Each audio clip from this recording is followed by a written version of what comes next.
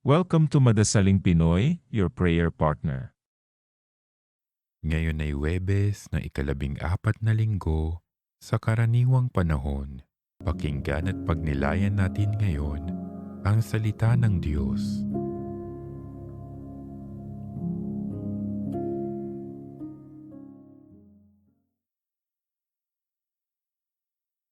Ang mabuting balita ng Panginoon ayon kay San Mateo.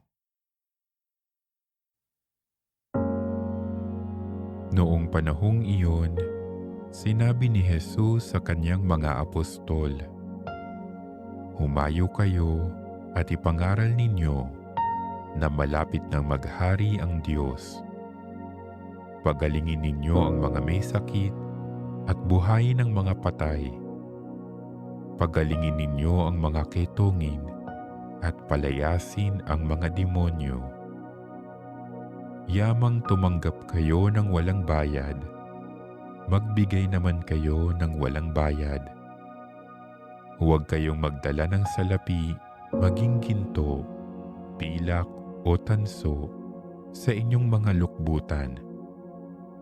Huwag din kayong magdala ng supot sa inyong paglalakbay, ni bihisan, pampalit na panyapak o tungkod, sapagkat ang manggagawa ay may karapatan sa kanyang ikabubuhay.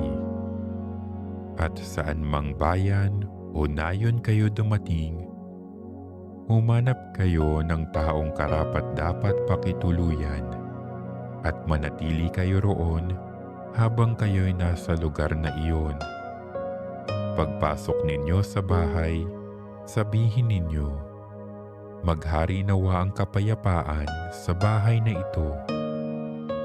Kung karapat-dapat ang mga tao sa bahay na iyon, panatilihin ninyo sa kanila ang inyong bati. Ngunit kung hindi, bawiin ninyo ito. At kung ayaw kayong tanggapin o pakinggan na sa isang tahanan o bayan, umalis kayo roon at ipagpag ang alikabok ng inyong mga paa.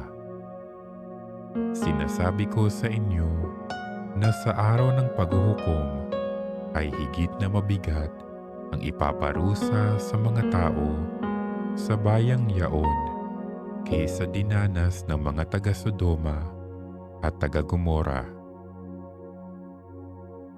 Ang mabuting balita ng Panginoon.